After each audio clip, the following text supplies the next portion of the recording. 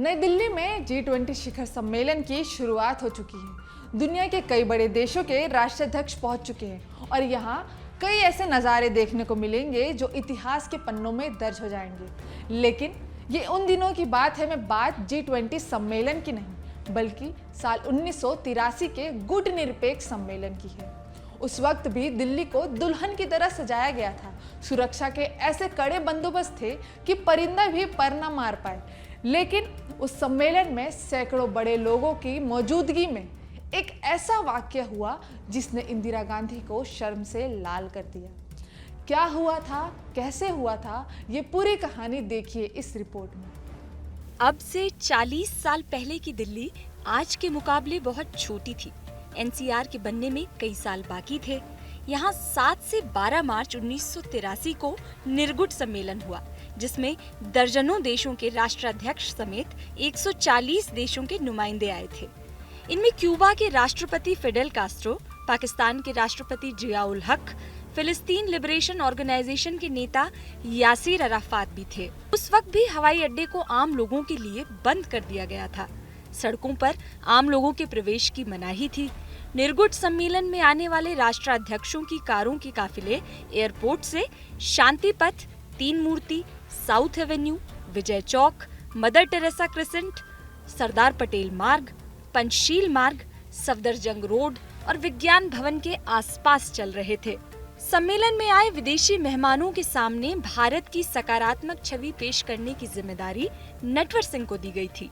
इस काम के लिए तब दिल्ली के उपराज्यपाल रहे जगमोहन के नेतृत्व में एक हाई लेवल कमेटी बनाई गई थी।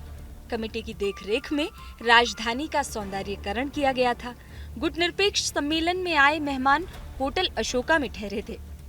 तब सुरक्षा कारणों से कास्त्रो और अराफात के चेहरों से मिलते जुलते तीन और व्यक्ति अशोक होटल और विज्ञान भवन में घूम रहे थे। यह सब इसलिए किया गया था ताकि इन्हें किसी भी संभावित हमले से बचाया जा सके। लेकिन विज्ञान भवन में हुए सम्मेलन की एक तस्वीर केवल भारत ही नहीं बल्कि पूरी दुनिया में अखबारों के पहले पन्ने पर छपी थी।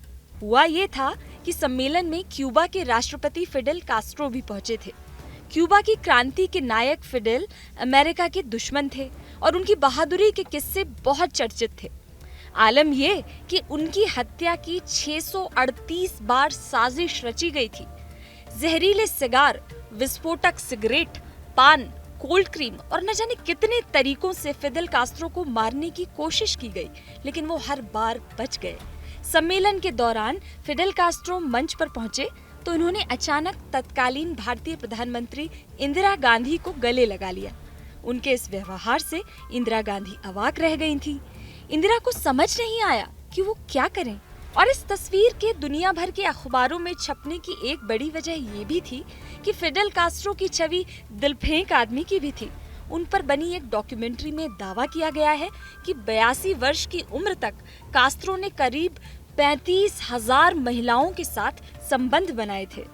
वैसे गुट निरपेक्ष सम्मेलन के दौरान कुछ और बातें भी चर्चा में रहीं। मसलन सम्मेलन में शामिल होने आए जिया ul Haq Saint Stephen's college गए थे। वे 1941 से 1945 तक इसी कॉलेज के छात्र रहे थे। कॉलेज कैंपस में आते ही जिया भावुक हो गए थे। जिया कॉलेज में अपने हॉस्टल मुखर्जी रेजिडेंस के कमरे की दीवारें छूकर देख रहे थे। वे प्रिंसिपल रूम में भी गए।